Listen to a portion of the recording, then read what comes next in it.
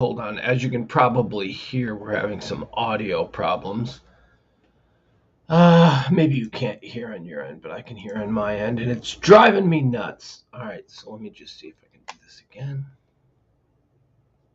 Excuse me. Just bear with us. All right, there we go.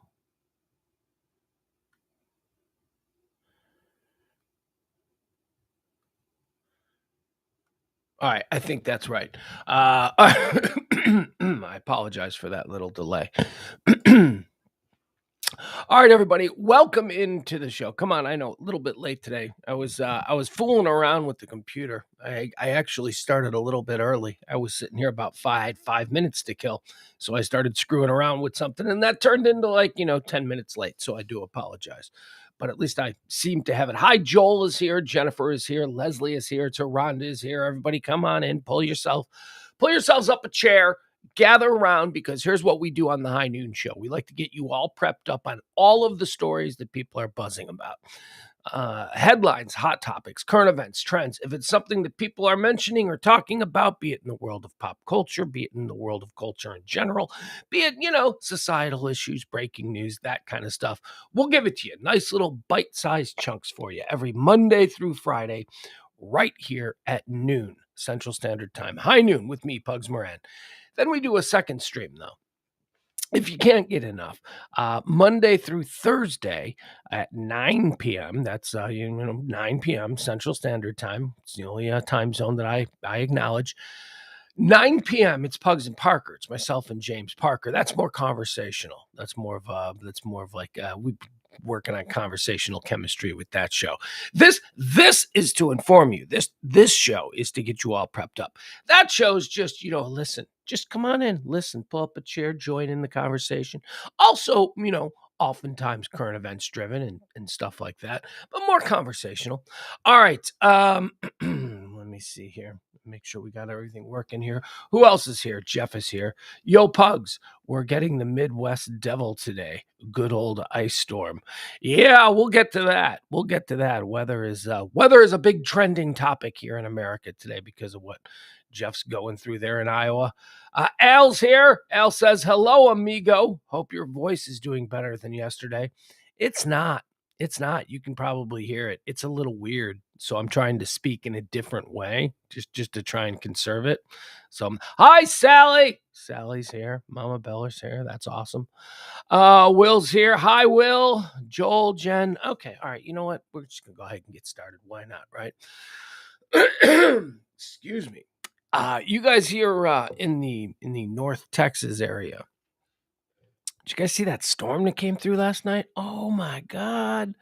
Holy buckets. Buckets. It was raining buckets. You know that when people use that expression to it. That's how, like, what time? Like 6 in the morning, 5:30 in the morning. Maybe you guys were up. Jeez. It was nasty this morning. It's beautiful now though. Is it going to be 80 again? Is it just gonna sit right where I don't know whether to put my air conditioning on or not? Let's see here. Yeah, it's like 73 right now. What's it gonna go up to? I don't know. Sorry, Jeff. I hate to do this to you. It's 73 right now. It'll probably go up to 80 again today. And then I'll either be like, should I open the windows or should I have the air conditioning on? I don't know. It seems too early in the season to be putting the air conditioning on. These are the problems. All right, let's get into today's show. Let's get you all prepped up on everything that you need to know. It is high noon for the 22nd day of February, year of our Lord, 2023. And I did it again. I put 2022. I can't stop. Oh, that's why. I think I looked at it. Today would be 2/22/22. 2/22/22. That's what it would be. Well, that's what it was last year on this day. But I put I didn't put 23. There we go. Now I've just ruined the whole numerical flow there. But whatever. It's 2/22/23. February 22nd. Did I already say this? No, it's the 53rd day of the year. There are 312 more of these bad boys until we ring in the new year. Let's get into some of the history of the show on this day. Here's what we do. We like to give you the historical events. We tell you the things that shaped this day throughout history. Then we move on to some births, some people who are celebrating birthdays on this day. Then we mourn some of the people who have passed. We talk about people who have died on this day. Then, when we have an understanding of all the historical events that have taken place before this particular day, but on this day, and the people who were born and those that have passed, then I feel like we've got a pretty good understanding of what this day has been.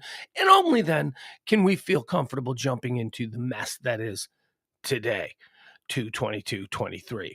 Let's see here. What do we got here? On this day in 1856, the United States Republican Party opens its first national convention in Pittsburgh, Pennsylvania. There you go.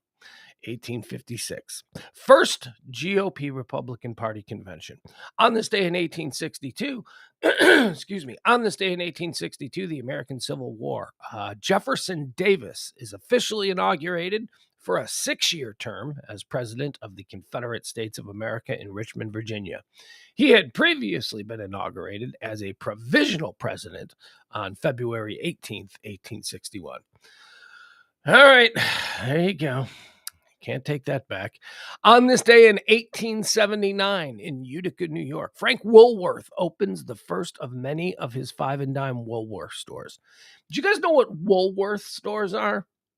I don't think I do. Like Woolite, the stuff that they use. For some reason I always think of like Woolworth stores and Woolite, the laundry thing. I don't know. I think I grew up in a world where people talked about Woolworths, but I don't think I've ever been to a Woolworth. What was a Woolworth? Was it like weren't they like Walgreens, right? Weren't they like that? They were like CVS's. Or, I don't know. Anyway, I know they were a thing. They're just one of the I'm kind of obsessed with these defunct American stores. These stores that used to be like in the 70s and the 80s, every neighborhood had one, and then now suddenly they're all gone. Woolworth is one of those. Woolworth, Sears for that matter, Sears and JCPenney for that matter. But there's a whole bunch of other ones, especially regional ones. Let's see. JBM says, I am so old that Woolworths was really a 5 and 10 store. So that would be, a 5 and 10 store would be a 5 and dime or just a dime store as they came to. We don't really have those anymore, do we? Or do we have dollar stores? Yeah, we do. We do. We still have dime stores. We call them dollar stores because inflation. There you go. On this day, let's see, what else do we got? On this day in 1889, President Grover Cleveland signs a bill admitting North Dakota, South Dakota, Montana, and Washington as U.S. states. They just brought them all in. Nobody got a special day. It's just, we got a big chunk of land that we don't know what's out there. Let's just divvy it up, call them a bunch of different states and bring them all in at once. Come on. I do like it when you look at like the map of the United States going from the east, where it was settled first, out to the west. Like in the east, all the states have these like really curious shapes. They're really precise, shapes. The states are really shaped weird. And then the further out west you go, the less they were trying. Further out west, it's just like squares. Sorry, I'm getting a bit of the hiccups now.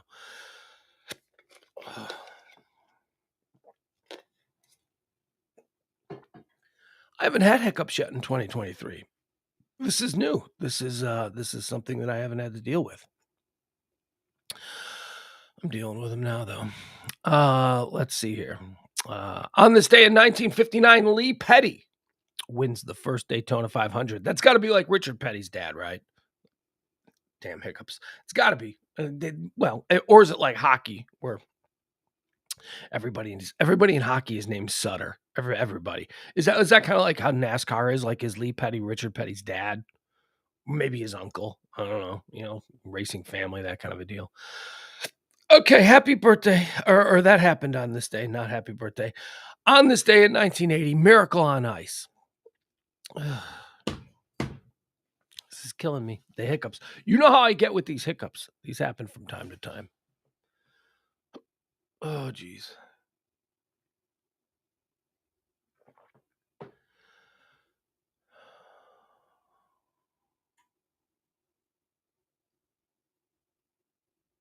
Yeah, see, I thought I had it, and then one came in. I never used to have this problem. I didn't have this problem on the radio. Like when I was on the radio, I never had hiccup fix. I think it's this chair. I really do. I think it's the way I sit. I think it's this setup that is causing me to have hiccups. I don't know. We'll get through it, folks. Please bear with me. I just need to. What I need to do is subconsciously regulate my breathing so that I don't tell myself that I'm re-regulating my breathing. It's a trick. So that's why I'm making small talk. Because maybe you've noticed that during the entire time I've been making small talk, I haven't hiccuped. I've noticed, and now we're ready to jump back in. Okay. Miracle on Ice on this day in 1980, Lake Placid, New York. The United States hockey team defeats the Soviet Union hockey team 4-3. Oh my God! I was just a little kid. I remember that. That's one of the first truly big sporting events of my life that I remembered, and I didn't really care. I don't know how.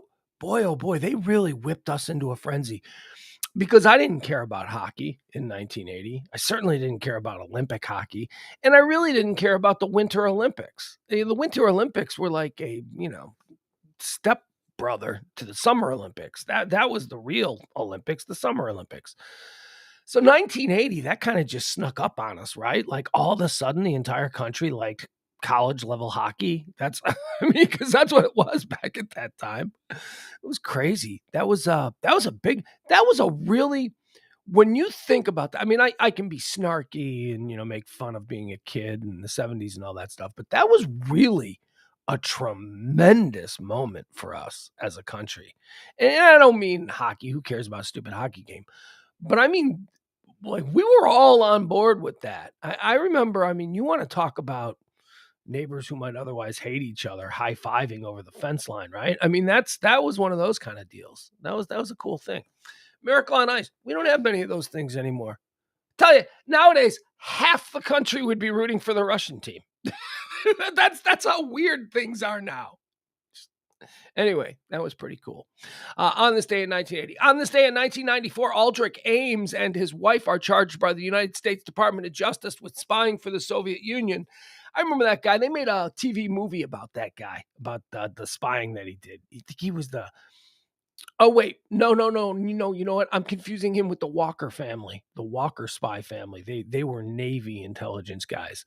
Aldrich Ames just worked at like the CIA or something. Yeah, he was bad. Whatever he was, bad guy, bad guy. On this day in 1997, in Roslyn, Midlothian, British scientists announced that an adult sheep named Dolly has been successfully cloned. Remember that? Remember when they cloned the sheep? Now, hold on. So 97. How old do sheep get? Uh, do sheep get to be like 70? I mean, I guess we eat them before then, right? I don't know. Like, what is a sheep like? Is Dolly couldn't possibly still be alive, could she? Maybe 26 years old. Dolly be 26 years old today. There's no way. There's no way she could. But she's a clone. So couldn't they keep cloning her? Like, couldn't she live? Isn't that the point of? I don't know. I don't know enough about cloning. I don't know enough about Dolly. I don't even know if she's still alive. Whatever. I do remember when she was born, cloned. I don't know. What is the word we're supposed to use? Let's do some birthdays. Let's talk about some people who were born onto this plane of existence on this day. Jeff Ballard says, "Stop with that programming. I'm sick of being called a Putin sympathizer because I don't approve of the billions being sent to the Ukraine." Okay. Just as long as you state that you are not a Putin sympathizer, because it sure shit seems like a lot of people are rooting for the Russian army. On this day in 1732, and I'm a Cold War kid, so that ain't never going to happen with me. Sorry, I remember. 1732, born on this day, George Washington. Here's an American we can all agree on. No, probably not. Probably not. We don't agree on that either. We probably all think that he was like some evil slave owner. Whatever. Happy birthday, George Washington, father of our country. I ain't backing off that one. I'm gonna keep Washington and Jefferson. They were slave owners. Yeah. They did other things too, though. On this day in 1907, Sheldon Leonard was born. American actor, director, and producer. Sheldon Leonard. He's one of those guys. If you're of a certain age and you grew up staring at a TV and didn't have remote controls to fast forward, so we watched the credits. We knew names like Sherwood Schwartz, right? We knew names like Sheldon Leonard. We knew names like Danny Thomas.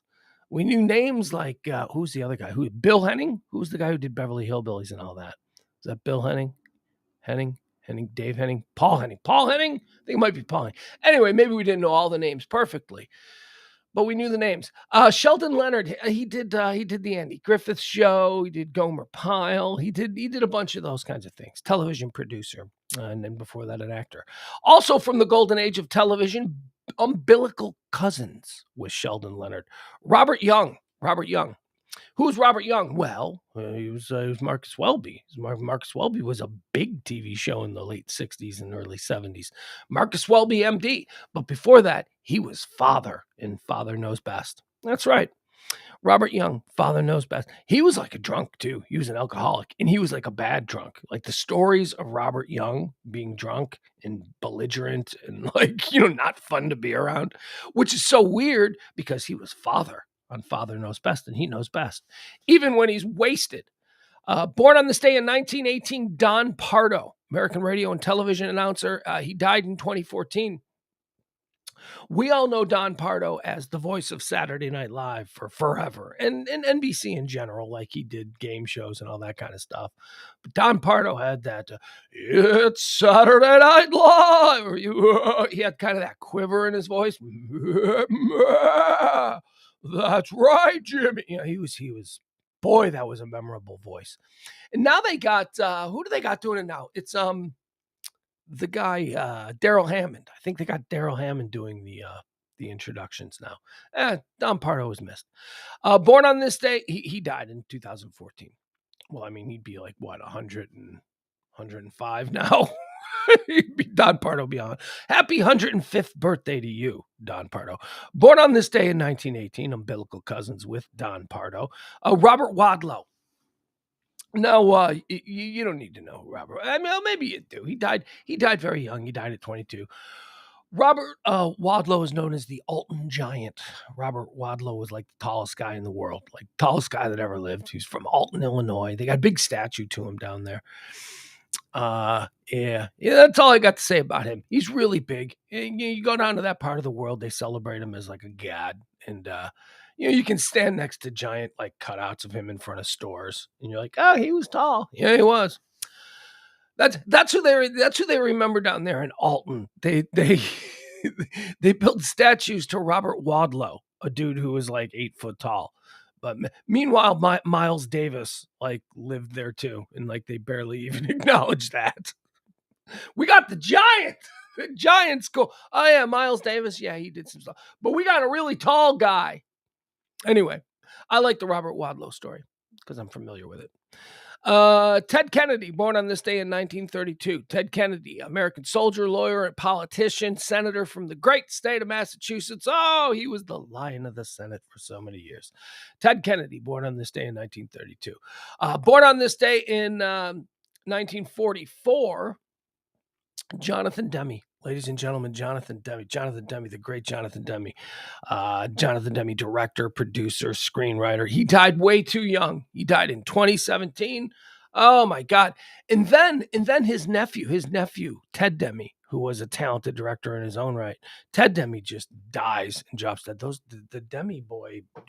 Anyway, Jonathan Demme draft. You're damn right. We're going to do a Jonathan Demme draft. I love Jonathan Demme with the first pick in the Jonathan Demme. By the way, these are all just going to be movies he directed. Okay, these are going to be his directed movies. The first pick off the board in the Jonathan Demme draft is a top 5 favorite film of mine, and that would be Silence of the Lambs. That's right, Silence of the Lambs comes off first in the Jonathan Demme draft. Coming off number 2 in the Jonathan Demme draft, a movie that I loved. I haven't seen this movie in 30 years, though. So maybe it's time to go back and see it. Tom Hanks, Denzel Washington, Philadelphia. Philadelphia comes off the board in the Jonathan Demme draft. Number 3 just shows the kind of range that Demme had. Demme could do serious. He could do Philadelphia. He could do dark and scary. He could do Silence of the Lambs. He could also do Married to the Mob. Married to the Mob. A really, really great, understated, funny movie from the 80s, late 80s, early 90s. I'm not entirely sure.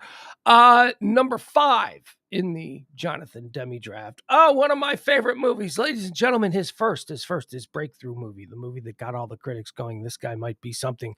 Ladies and gentlemen, from 1980, Melvin and Howard. Melvin and Howard. The film about the guy who picked up Howard Hughes on the side of the road and helped Howard Hughes when his car had broken down. Howard Hughes would then die and leave all of his money, his billions, to this guy, Melvin, who just helped him on the side of the... It was a movie about that whole situation, Melvin and Howard. Oh, but you better believe that we are inviting some undrafted free agents into the Jonathan Demme training camp this summer. Yes, we are. We are bringing in... what some consider to be the greatest rock music documentary of all time. Of course, Jonathan Demme's expose on the Talking Heads, Stop Making Sense. That's right, Stop Making Sense is going to get a camp invite. Caged Heat. Ooh, if you had Cinemax in the late or early 80s, Caged Heat. Yeah, Jonathan Demme did Caged Heat. That's crazy. How about Swing Shift? That was fun. Swing Shift. I enjoyed that movie. That was Goldie Hawn and Kurt Russell. I believe that's the movie they met on. So for love, we invite Swing Shift. Also, Beloved was good. A little bit dark for me, a little bit down for me, but Beloved gets camp invite, as does his remake of The Manchurian Candidate. Gets an invite. There you go. Jonathan Demme, born on this day in 1944. He's dead, and he's awesome. Born on this day in 1944, as well as Jonathan Demme. How about Robert Kardashian? That's right. The father of the good ones, right? Well, the father... Well, are they the good ones? I probably shouldn't call them the good ones. Robert Kardashian is responsible for the first wave of Kardashians. And by that, I mean your Kims, your Khloes, and your Connies. Who I don't know who's Kim, Khloe, and Connie, right? Let's call it that. He did those, but the other ones, the Jenners came from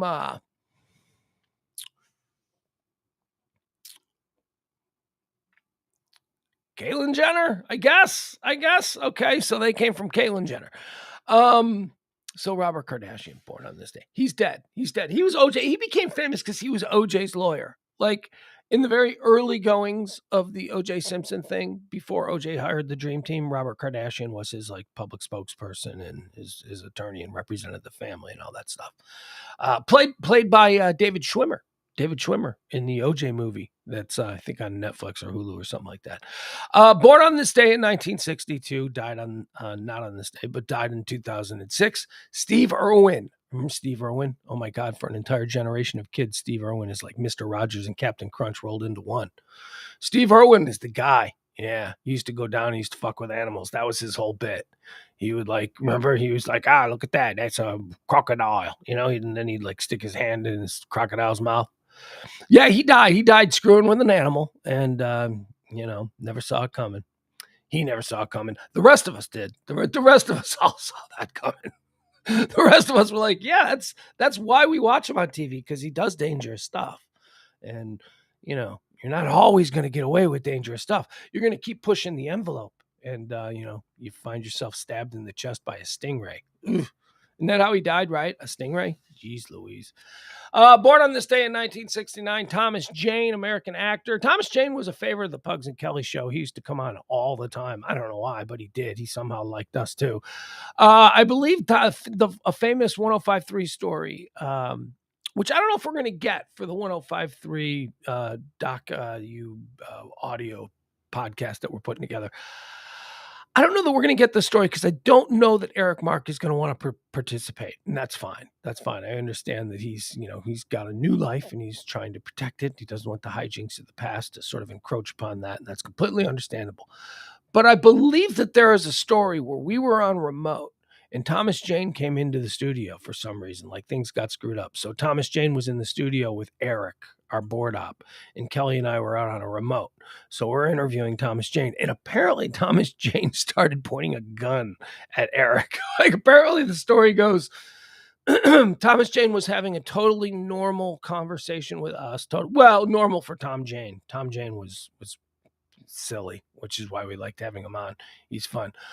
He would be having just like a normal interview with us, but the whole time he was like menacingly brandishing a gun at Eric. Like, so weird. Dangerous, criminal, borderline criminal. Yeah, definitely reckless, all that kind of stuff. But that's a weird story. Anyway, also celebrating a birthday today. Did we mention Julius Erving? I'm sorry, we didn't mention Julius. Dr. J, born on this day in 1950. Dr. J, he deserves the love because Dr. J was the guy, man, in the very early days of my understanding of what the NBA is. Dr. J was the guy. And then Magic and Bird came in. And then suddenly it was like, oh, there's two more guys. Oh, and then Jordan came in. And it's, oh, wait, what about Doc? I don't know if today's NBA fans truly appreciate Julius Erving, how good he was, how dominant he was, how he just completely changed the game. You look at the position before Dr. J, and then you look at the modern position. Anyway, Dr. J, happy birthday to you. Drew Barrymore, born on this day in 1975. Drew gonna Drew. She's pretty much been consistently Drew Barrymore-esque her entire life, right? I'm trying to think. Do I have any, what are my feelings on Drew Barrymore? I like her. She's fine. She seems nice, right? She seems harmless. I don't care. She's a little ditzy. That's fine. What do I care? She just seems like a bundle of joy and happiness, and just let her go be that weird. It's weird because it's all the time with her, right? It's like, it seems like she's always Drew Barrymore. She's always, hugs, like that, which I guess is nice. Born on this day in 1991, the last of the birthdays we'll be celebrating today. Khalil Mack, American football player. I think he's a free agent again. I don't know. Whatever. He's out there in San Diego. Khalil Mack, born on this day in 1991. A couple of people who died, we should talk about them. Dead on this day in 1987, Andy Warhol, American painter and photographer Andy Warhol.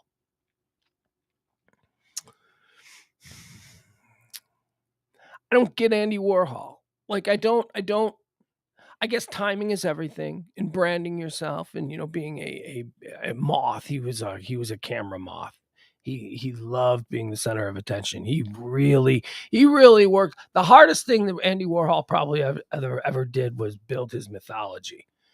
Because, this is a kid from Pittsburgh, and all of a sudden, he's like held up as the apex of cutting edge global culture, and I just don't get it. I think he did some cool stuff. His stuff looks cool, but man, if you've ever been to an art gallery, there's a lot of stuff that looks cool. I just don't understand why he's the Campbell soup cans. I get that he was sort of like, the first guy through the door as far as commercial pop art goes, with the Marilyn Monroes and all that kind of stuff. I don't know. I just don't get Andy Warhol. I understand that he's celebrated, but also I'm not a big art guy. So maybe there's a lot that I have to learn there, and that my appreciation for him may grow. But I don't know. Campbell soup cans? That's it? I can go to Z Gallery and I can get something that looks cooler than that. I'm just saying. Also, dead on this day in 2002, Chuck Jones, American animator, producer, and screenwriter. Chuck Jones was didn't he do he did like Looney Tunes and stuff like that? Chuck Jones, legend in the animation game. Chuck Jones, dead on this day in 2000, and was it 2002? Yeah, it was. Okay. All right, guys, that'll do it. Let's get into all the topics that are shaping today. Do we feel like we've got a good grip on what this day has been? Yeah, I know, not so much, but a little bit. All right, so weather. Oh, we got weather. Weather is trending from coast to coast because apparently the East Coast is about to get hit with a snowstorm, and we know what that means in the rest of the country. That means that they're going to act like it's the biggest, most important snowstorm that has ever hit America because people in New York City are about to be inconvenienced for a couple of days. It's going to be all we're going to hear about. Meanwhile, the Twin Cities get dumped with like 5 feet of snow, and they mention it once at the end of a newscast. Oh, but if there's the threat of snow coming, if rush hour is going to be bad in Manhattan, oh, you better believe that CNN's going to go live. You better believe that they're all going to, Fox News is going to be dedicating entire blocks to the weather. These people report on what affects them. And, it was so bad. So there you go. So weather's going to be bad from Minnesota through Chicago, all the way through Cleveland. Detroit's not going to get missed. It's going to be bad. There's going to be a bunch of snow. It's going to be cold, and there's going to be ice because it's February. And in that part of the world, these kinds of things happen. Not here, though. Here in North Texas, we are, let's see, what is it now? Did we climb? We were 73 just a few minutes ago, but we are in the midday sun now, and the sun is out. So 74. We went up 1 degree. It is now 74. All right. So here's a story. Wait a second. I probably shouldn't just jump into this because it was happening about an hour ago, and it was trending. There's a school in Boulder, Colorado that's on lockdown, or at least it was. So let me check right now and see what the latest is. There are unconfirmed reports of an active shooter at Boulder High School. Active shooter, blah, blah, blah. Okay, so what is the latest? Breaking, Boulder High School. No. So far, we don't know if anyone has been harmed at Boulder School. All you folks who are, okay, geez, now we're getting into, we don't even know if this is a confirmed situation going on in Boulder, Colorado, and people are already arguing about the NRA. Oh, my goodness. Oh, hold on a second, guys. Where's the dog? Hold on. CeeLo, where are you? Hold on. All right, she's good. I just got a text that the pool guy's on the way, so for a moment I panicked. I wasn't sure if the dog was in the house or out of the house. All right, so I don't know if you guys in the chat room, if you know anything, there's anything new that's been mentioned about the situation in Boulder, Colorado. Unconfirmed. And the scanner that I was listening to earlier seems to be delayed, so it's not live. Boulder High School is on lockdown today for an active shooter situation. Let's see, give me something from a news organization.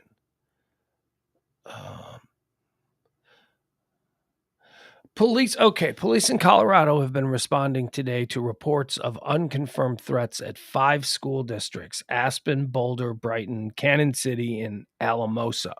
Brighton has been cleared. Investigations are underway at Boulder High School after unconfirmed reports of an active shooter. All right, so that's what we have going on now.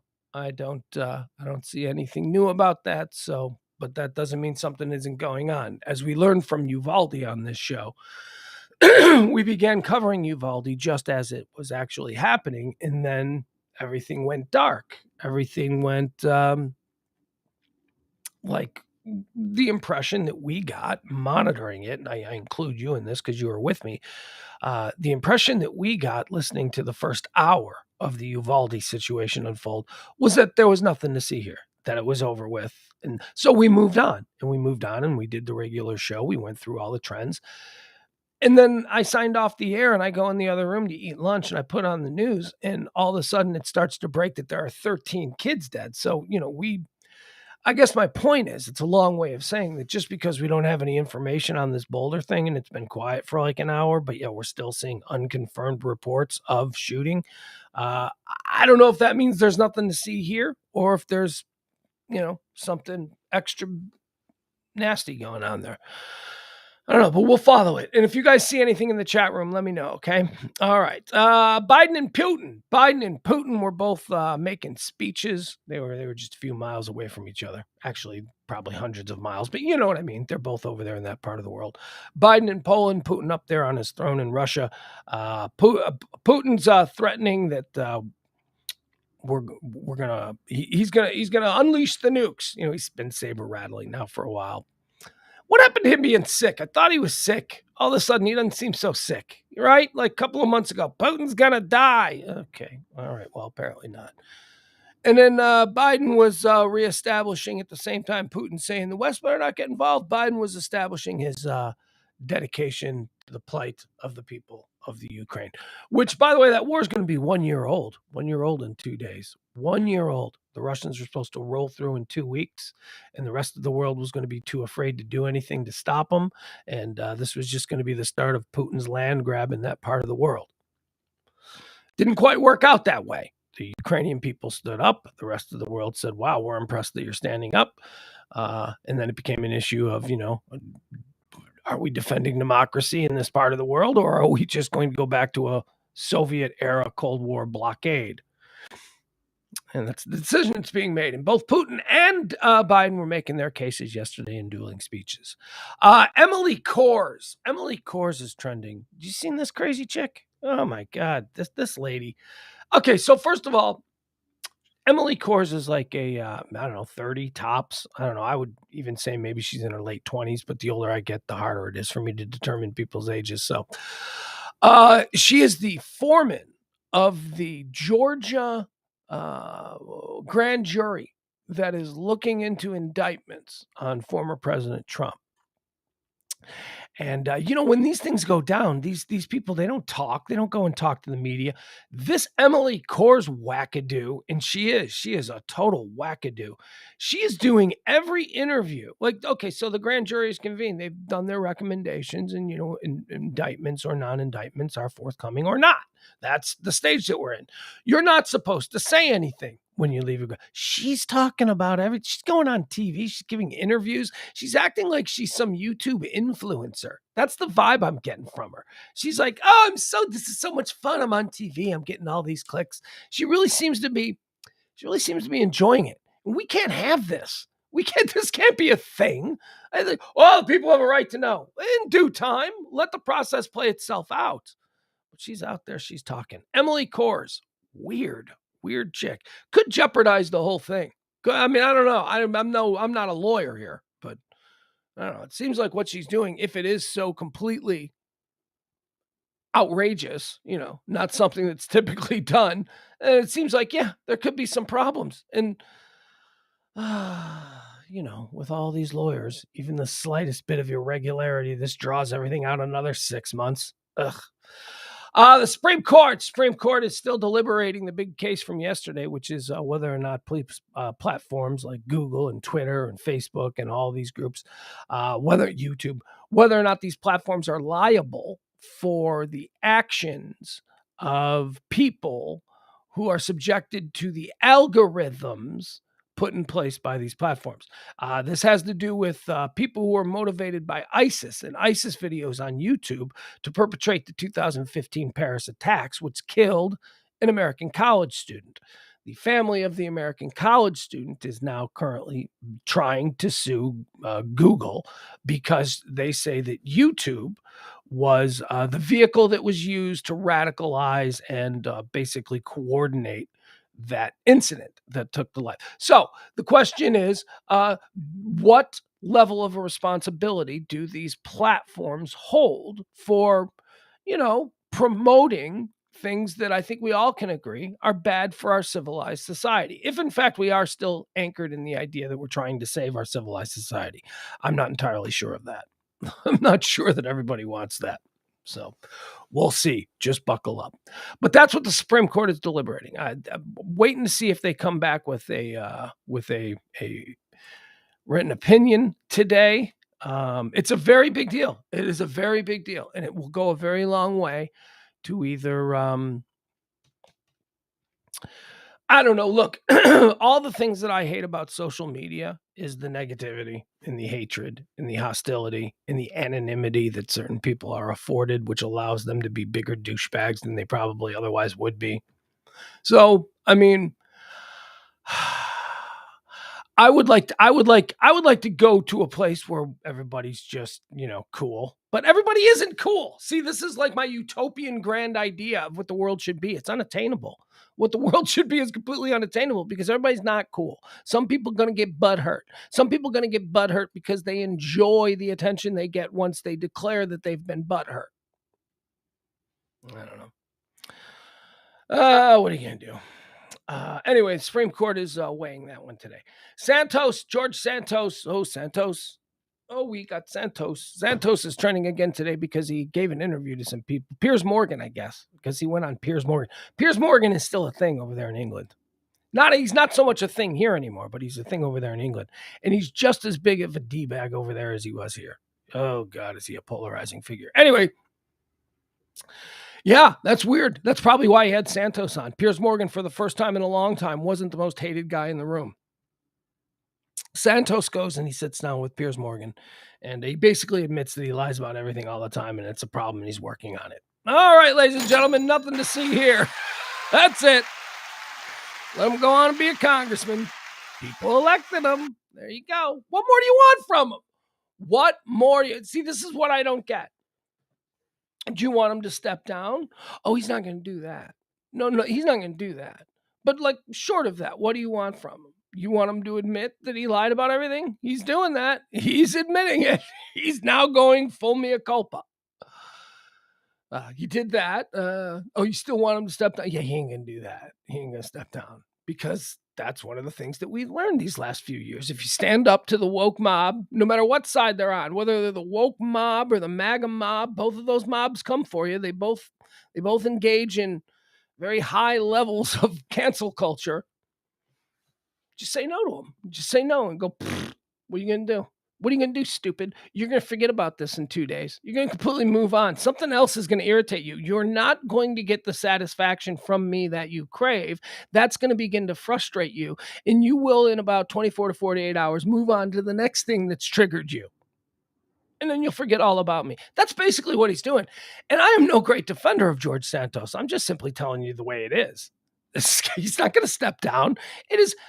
Will the Republican Party take action against him? They're the party in control. No, they won't do that. They probably won't do anything. The people voted for him. This is the great flaw of democracy. The great flaw of democracy is we the people. We the people are the flaw. Everything we like to project, the blame to other things. Oh, Congress sucks. Well, who do you think votes for Congress? We do. We vote for Congress. We vote for these people. They didn't just magically appear. They weren't appointed by a king. We vote for them. We hold responsibility. And the people of New York in that idiot district hold responsibility for voting George Santos into office. Sorry. I mean, I don't know. Is there anything at the local level they can do? Can there be an uprising? Can there be a petition by, everybody in the district to hold a special election? I don't know. I don't know how these things work. But all I know is that George Santos is not going to go, I'm so sorry, I'm embarrassed, I'm going to step down. No, the plan from the beginning was to lie about everything to see if he could get elected, and it worked. He's not going to quit now. It worked. He won. And that's, I think, what people get driven insane by. And he seems to have won. And he's smugly just parading around. Man, look at me. Man. He's got serious, it's Pat energy. He does, doesn't he? Remember, it's Pat. Remember Pat from Saturday Night Live, the androgynous. And George Santos has very big, it's Pat energy. Anyway, Malcolm X. Why is Malcolm X? Malcolm X is trending today. Yesterday was the anniversary of Malcolm X being shot in front of the Audubon Ballroom in New York City. He's trending today because his family is finally getting around to suing the CIA, the FBI, the NYPD. They're suing everybody. They're suing everybody over the assassination. Family members of Malcolm X announced on Tuesday they intend to sue the FBI, the CIA, and the New York Police Department for their handling of the civil rights leader's 1965 assassination. The family claims new information has come to light that alleges conspiracy and the fraudulent concealment of evidence in the assassination of Malcolm X. This according to civil rights attorney Ben Crump. Ben Crump, boy, I'll tell you. He is really dead. Ben Crump is the attorney for every mother of a child who was shot by a cop. Ben Crump is there. Ben Crump has found his... I don't know how successful Ben Crump's law firm was 5 years ago, but in the 5 years since, I am telling you, Ben Crump has become a baller in the law game. A lot of money being made by Ben Crump. The family claims new information has come to light. This according to their attorney, Ben Crump. They are seeking $100 million in damages.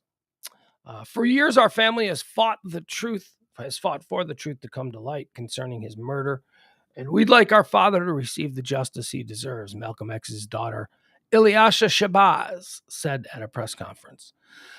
All right, there you go. Open that whole can of worms. And that is a can of worms, boy. You want to just dismiss this outright? No, that's a messed up situation.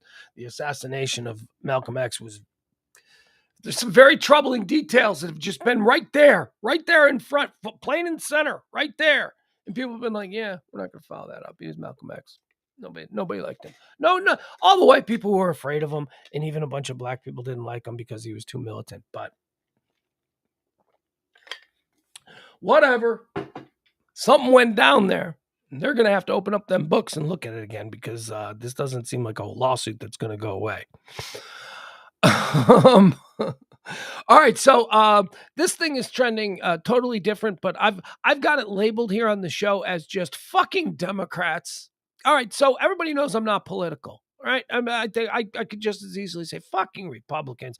I mean, I don't really give a shit either way. I'm somewhere in the middle. I'm a little bit right on some things. I'm a little bit left on some things.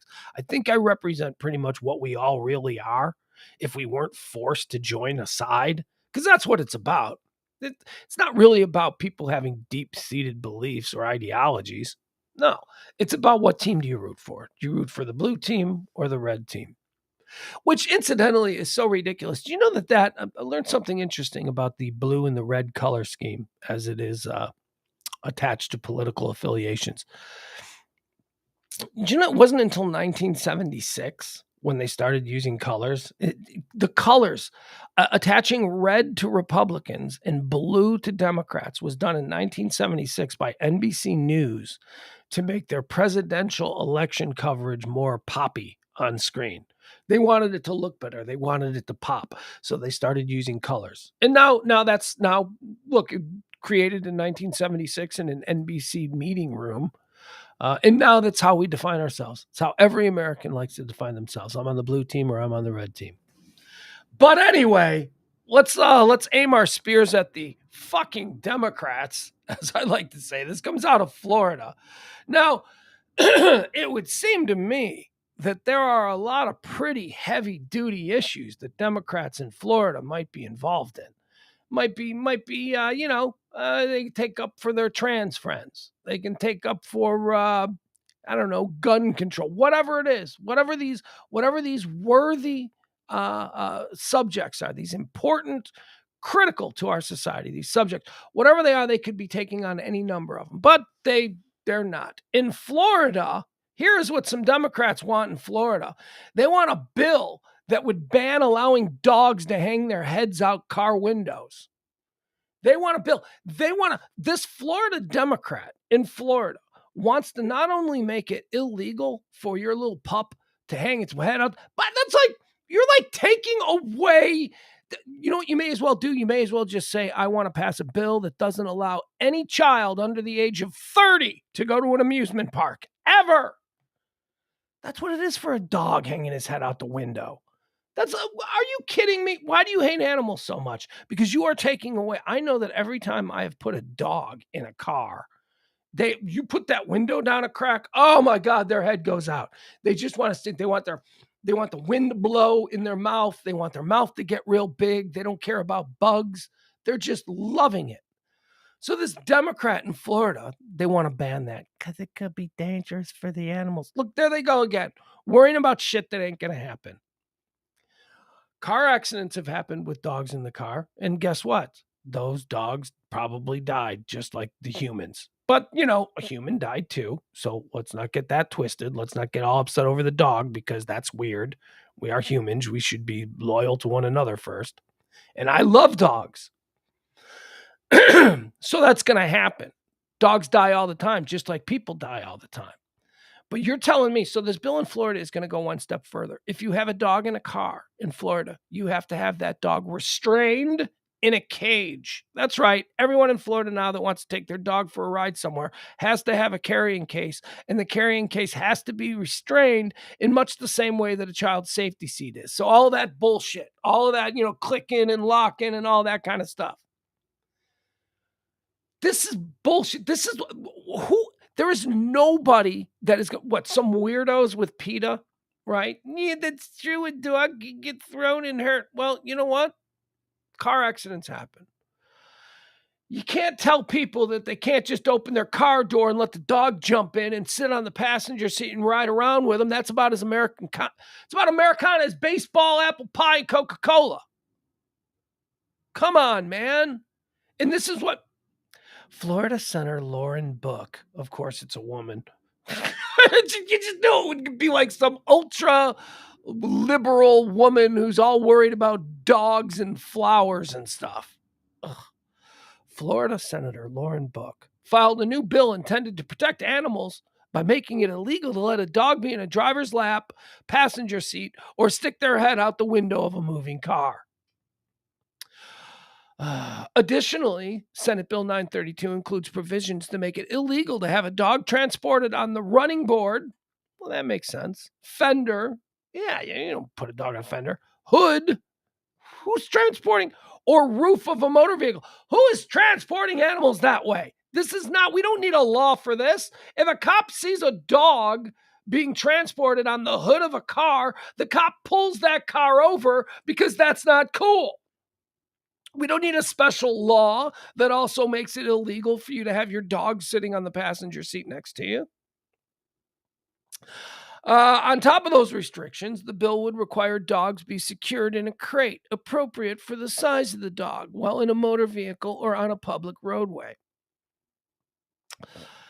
They must also be restrained by a harness and seat belt. Okay, so you got to lock the now you got to lock the dog crate in.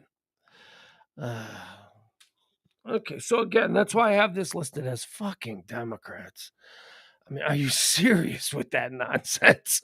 You're a Florida Democrat, and that's what you're doing. You're just going to piss people off. You're going to piss people off on both sides. You know why? Because loving dogs and going for a ride with your dog, that's not a political ideology. That's not right or left. That's just a thing that we all do. I hate that story. What else do we have here? Oh, how about this? Is this something that you'd be interested in? Subscription dining.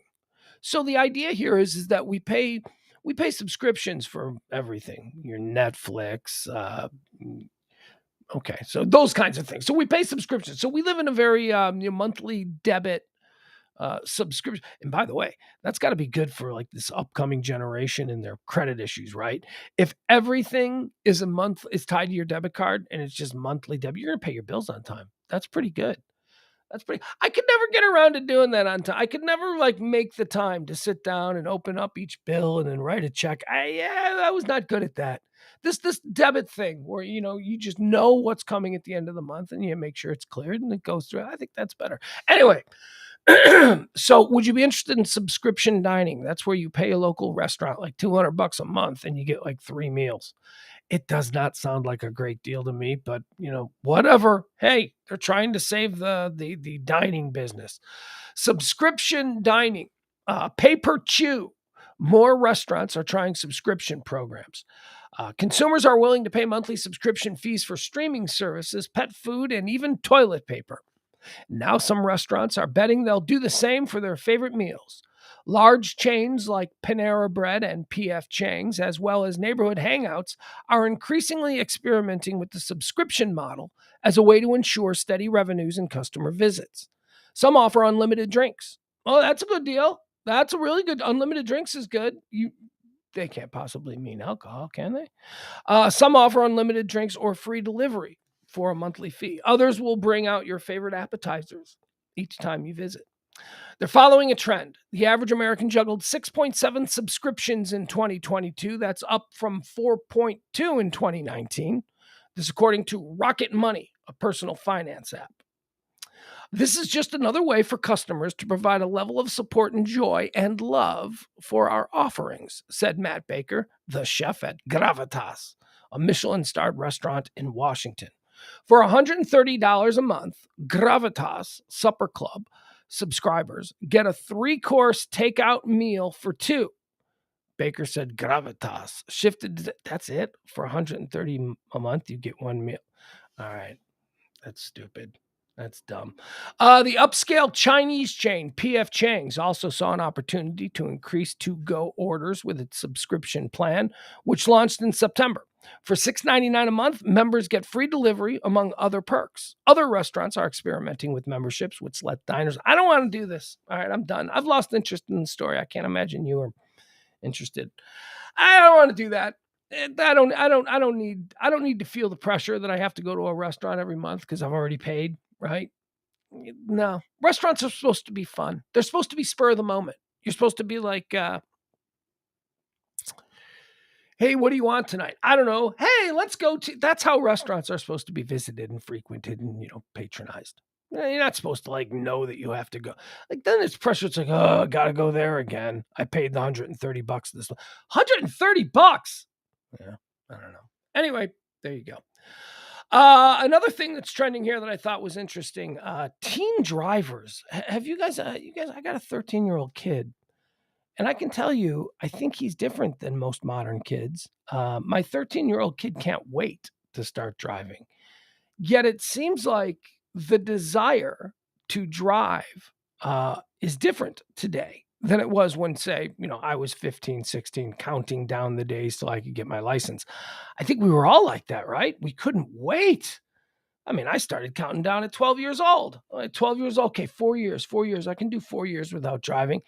Apparently now kids don't want to drive. My kid does. My kid's weird, but he says that, yeah, none of his kids are really excited about driving.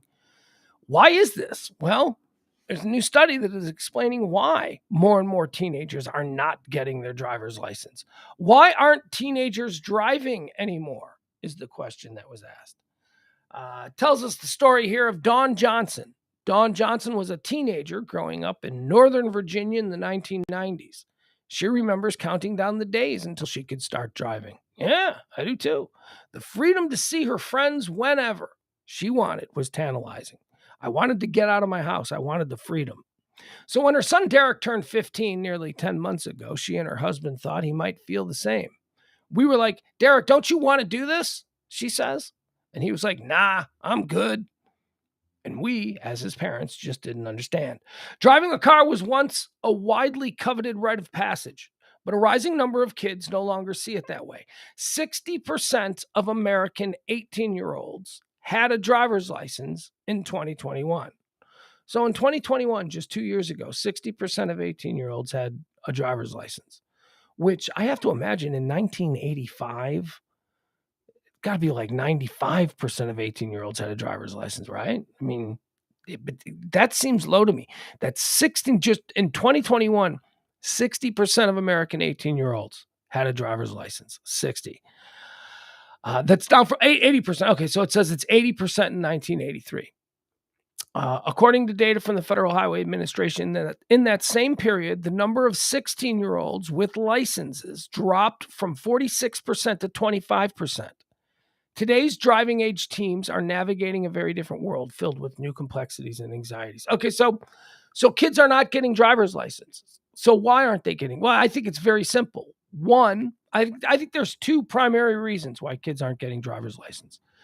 One, we live in the era of Uber. We live in the era of, you can just have an app on your phone and a car will come and it'll be in front of your house in 5 minutes and it'll take you wherever you want to go. I don't think that's a bad thing, especially for teenagers. I encourage my son to use Uber. I encourage my son to, especially, he's not right now, he's 13, so we don't have to worry about it. But in a couple of years, he's going to be going out with his buddies on Fridays and Saturday nights, right? They're going to be getting into things. So I think it's good. I think the Uber, we used to have Safe Ride when I was in high school. It's where a bunch of nerds at the high school who didn't go to parties would sit around and man phone calls. And if you didn't want to get into a car with a drunk person, you'd call Safe Ride, but then Safe Ride would come and pick you up. And a lot of times it was like a grown up driving. And then they'd ask you all kinds of questions and you'd have to sign stuff. And it was just very, you didn't want to do it. You know what I mean? It was not cool. Lyft, Uber, these kinds of things. Kid leaves a party, doesn't want to get into a car. They just hit the app. Suddenly there's a sober driver right there taking them home, taking them wherever they need to go. I like that. So that's one of the reasons. I think car services and the popularization of car services has changed the way kids look at getting moved from point A to point B. I don't think they make it such a priority that they have to do it. And besides, I think when it comes right down to it, I think any of us would rather be chauffeured than drive. I think any of us would rather just hop in, and that's how kids are today. Just hop in the back seat, get taken wherever they want to go. The other thing, the other reason number two why I think kids aren't driving, I think kids socialize differently today. I think that there was a desire for people of my generation and your generation as well, the ones that came after me. We wanted to go over to our buddy's house. We wanted to go hang out in their basement. We wanted to go meet up at the gym. We wanted to go, hang out at the park. We wanted to be face to face with one another. And a lot of times we needed our own transportation to do that. You jump in a car, we're going to go over, we're all going to hang out at Tim's house, right? Something like that. They don't do that anymore. Kids do not do that anymore. Kids hang out virtually. Kids are constantly, it used to be if you wanted to talk to your buddy, you want to maybe go hang out or something. It was like a Thursday night, Friday night. You wanted to go do something. You would have to walk to a phone that was attached to a wall. You'd have to dial a number and then hope that it wasn't busy.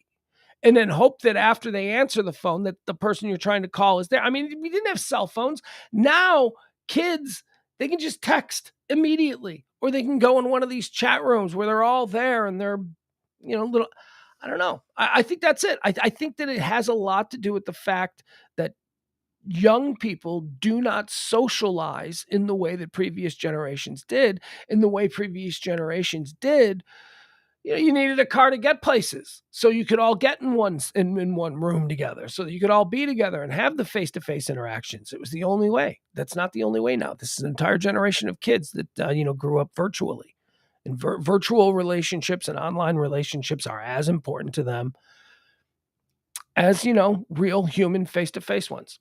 Anyway, those are my reasons. That's why I think teenagers aren't driving anymore. Speaking of teenagers, Bronny is trending. Y'all know who Bronny is? We'll just call him LeBron James Jr. He's like LeBron James' kid. He's in high school. I feel bad for this kid. I really feel bad for this kid. Because this kid, I mean, hell, Michael Jordan's kid didn't even play basketball. He I played a little bit because he was Michael Jordan's kid, but didn't pursue it like in any kind of way. He's like, yeah, nah, my dad's Michael Jordan. I don't think this is the lane for me. But it seems like Bronny's being pushed into it. And he's high school. Is he a high school senior? Anyway, ESPN projects Bronny James going top 10 in their 2024 mock draft. Bronny James has earned his spot in lottery conversations, developing into arguably the best perimeter defender in his high school class. Now, here's the thing. LeBron wants to play with his son. LeBron wants to play with his son in the pros. So when you sign Bronny James, I don't know. Look, I don't know enough about the current high school class. I used to be far more into developing, high school basketball and all that when I lived in Chicago, when it was more of a thing there. I have no idea where Bronny James, if Bronny James's name was Bronny Smith, like where would he truly rank in these rankings? Here's the deal. LeBron James has openly said that he wants to play with his son before he retires. So whoever drafts Bronny James is going to get to sign LeBron James in free agency. That's kind of how people are looking at it. It's like, yeah, you draft the kid, but then because you drafted the kid, when Bron is a free agent, he's going to come here because he wants to play with his kid. So I don't know. I think that there is a lot of undue pressure being put on this kid. I feel bad for him. I mean, I can't feel that bad for him because he grew up the son of LeBron James. So the kid has had a pretty cool life. But there is he should go into something else. He should become a writer. He should become a stand-up comedian. He needs to go into something else because you just can't do that. He's not going to be better than his dad. He's not going to be better than his dad.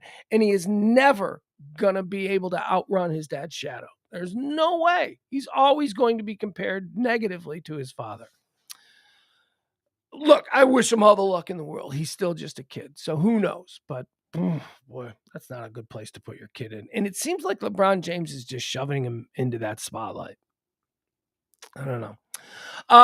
Here's an interesting story. Joe Staszniak. Yeah, you guys remember Joe Staszniak? He was an offensive lineman in the NFL back in the 90s. He was mostly played for his. I think he made a Pro Bowl or two with the Colts. Joe Staszniak is he's trending today. He made some news because so he played for the Colts. Played for a couple of teams. But most notably, he was a lineman for the Colts, and he's also a talk show host, a sports radio host down there in Indianapolis. Joe Staszniak. So he got himself into a little bit of trouble because he beat up his son and his son's boyfriend. That's old school. Yeah. Ex-Indianapolis Colts star accused of punching his son and choking his son's boyfriend. Former Indianapolis Colts lineman Joe Staszniak was arrested Tuesday following a domestic incident in which he was accused of assaulting his son and choking his son's boyfriend.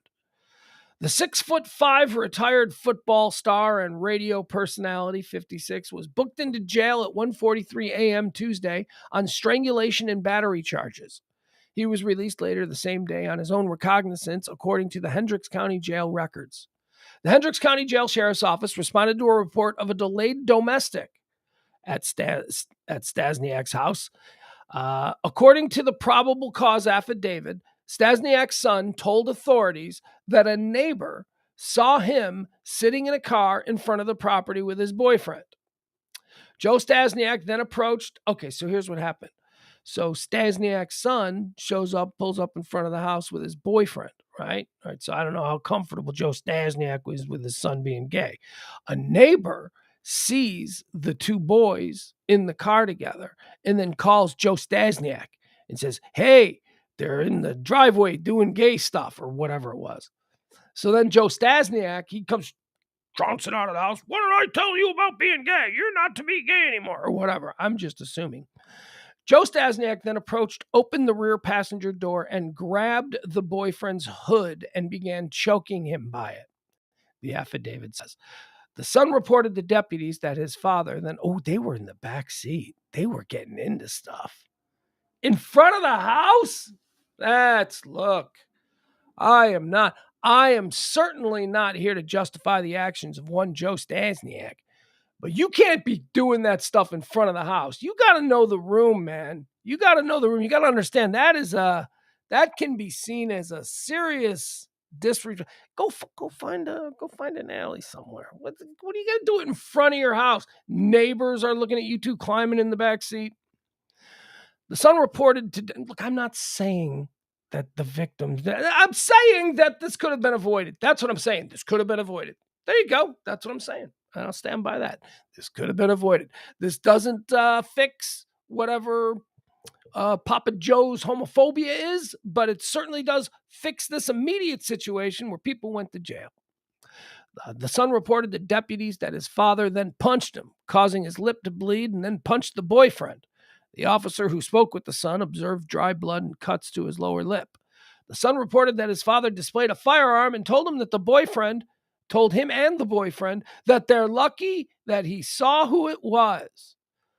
I don't know what that means. Like he's just going to go up to strangers parked in front of his house and blow their heads off. But he saw that it was his son and his boyfriend and decided to cool things down.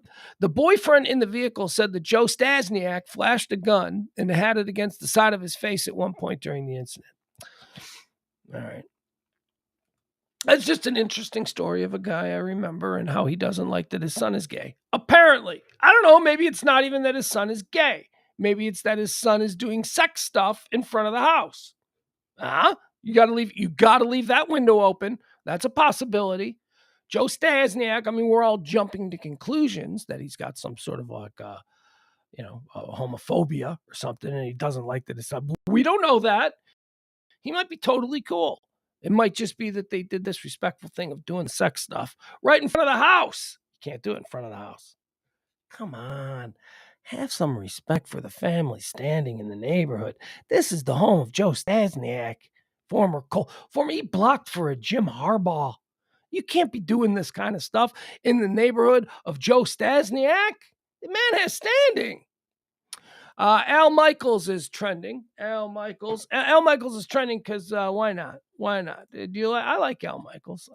Do people not like Al Michaels? I don't know. What is the deal? I honestly, I don't hate any of these play-by-play guys. That seems to be a sport, though. Like, I hate Chris Collinsworth. Joe Buck sucks. I don't know what. Does that make you interesting that you've got to take on a guy that just explains to you what you're looking at? I think they're all fine. They're all good. I don't have a problem with any. I'm trying to think. Are there any of these guys that I got a problem with? I don't know. I guess didn't Al Michaels recently do like a really uninspired game? Wasn't that a problem? Wasn't it a playoff game and like Al Michaels was barely checked in? I don't know. I don't know if that's the thing, but I like Al Michaels, and it was on this day. Al Michaels is trending because, and here we go. Oh boy, here we go. I didn't mention this much in the things that happened on this day, but here, what's in. All right, here we go. All right, so I can tell you, I was watching this at Eric Krasinski's house, and we were standing up, and we couldn't believe what we were seeing because we did not think we were going to win. It was amazing, and boy, this is like a major moment in my childhood. This whole thing. And this is why Al Michaels is trending right now. Miracle on Ice on this day in 1980. Going on right now. Morrow up to Schultz. 5 seconds left in the game. Do you believe in miracles? Yes! Unbelievable.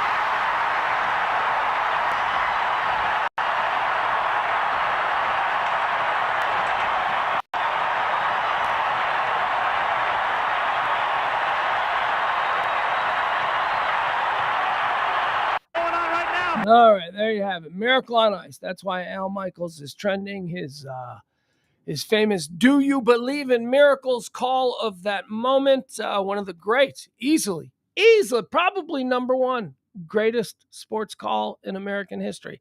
I wouldn't know what's, you got Bobby Thompson's "Shot Heard Round the World." You've got that. What else do you have? Maybe you've got Hank Aaron's record-breaking home run. I don't know. Yeah, I think that's probably the greatest call in the history of American sports.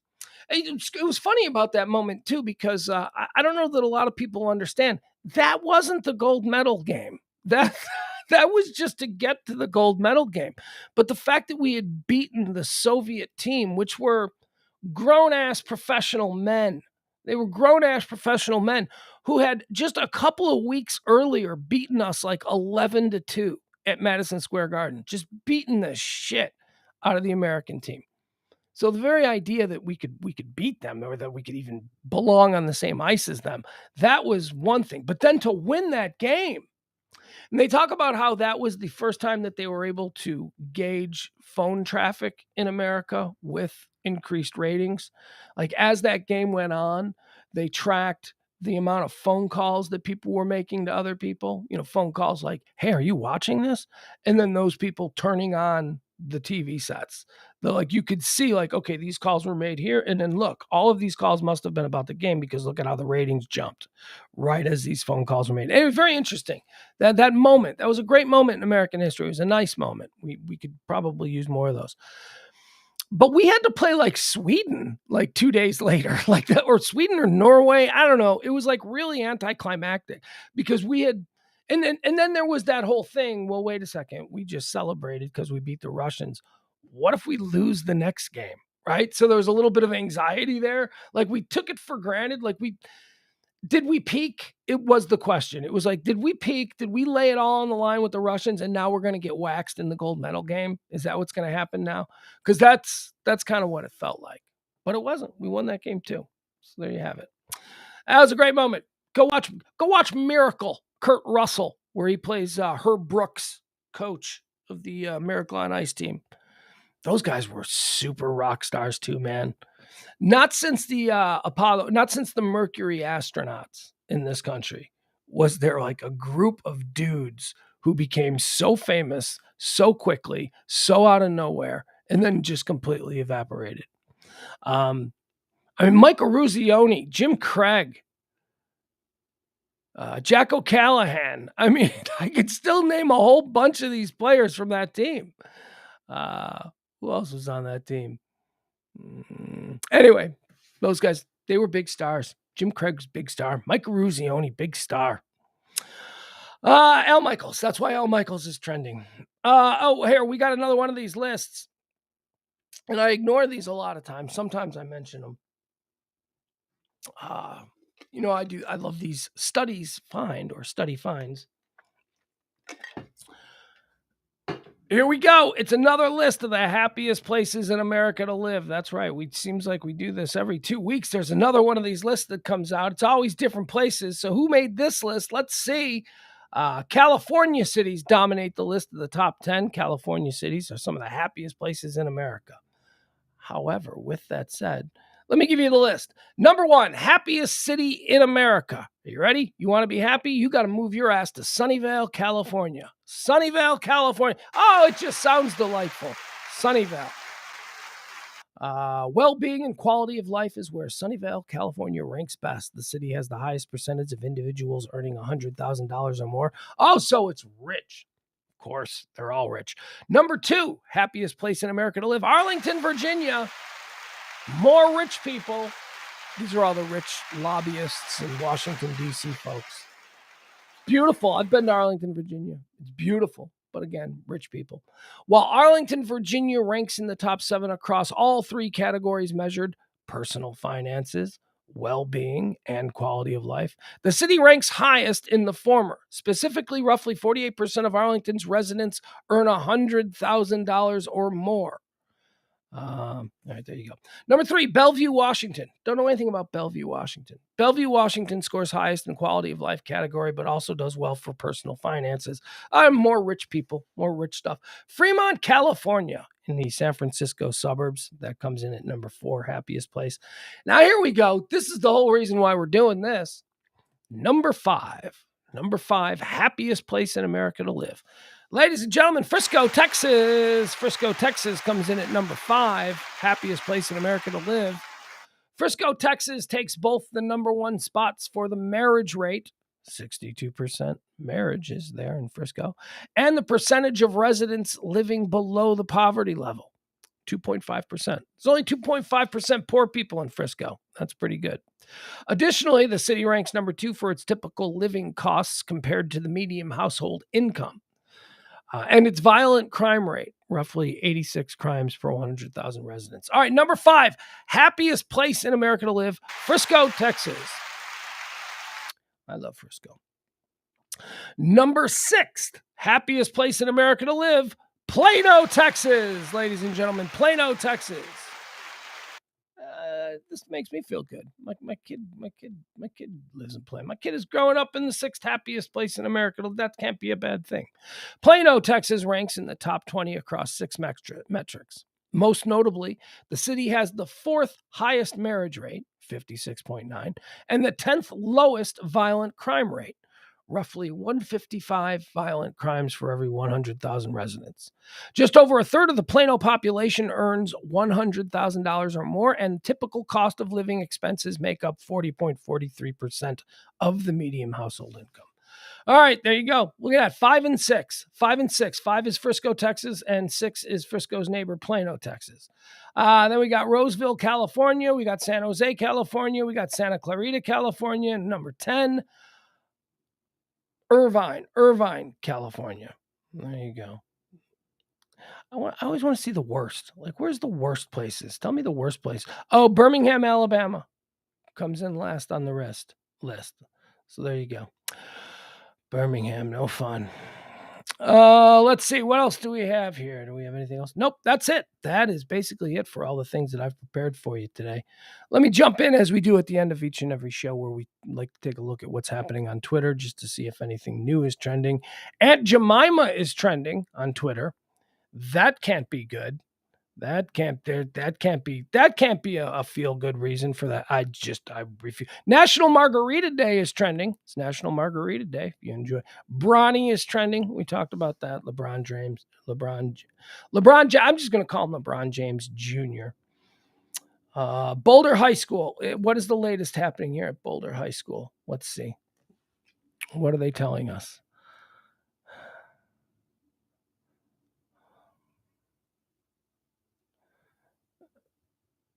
All right, so I'm still not getting anything completely.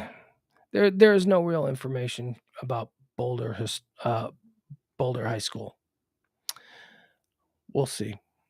We will see.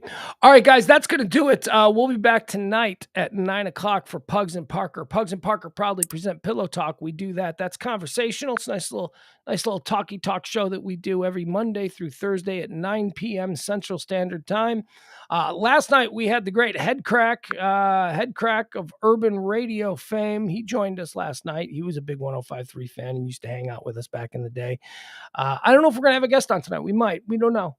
This is what the next couple hours are all about, trying to figure that out. Hope you join us. Also, tip the show if you can. We would appreciate that. The show runs on your gratuities.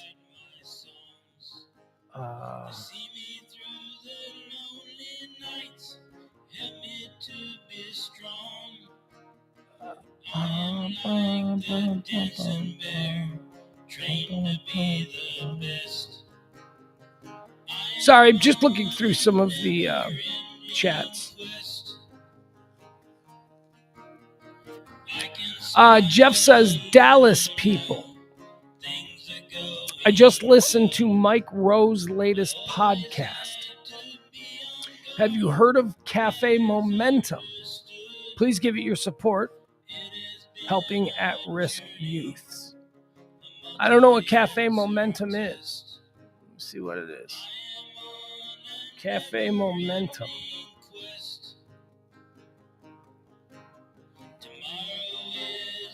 Oh, it looks like it's a restaurant downtown. It's on Pacific. Different way. Yeah, all right, it's right there. Look at that. It's right across the street from where I used to live at the Mosaic. It's in that building that Emil and I once watched a suicidal man stand on the top of that building and be talked down by police. He was going to jump. That now has Cafe Momentum. All right, I don't know what that is, Jeff, but if you've been moved by it, there you go. Have to find out more. Jeff says it's a bunch of juvie kids playing with knives and fire. What could go wrong?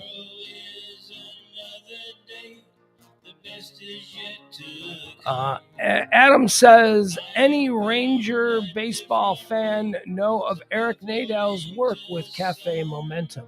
Oh, very nice. There you go. All right, I got nothing else. I mean, I got a lot. Oh my God, do I have a busy day. All right, bye guys. We'll see you tonight at 9:00. Down the road I'll travel, far from the comfort nest. I am on a never-ending quest. I am on a never-ending quest.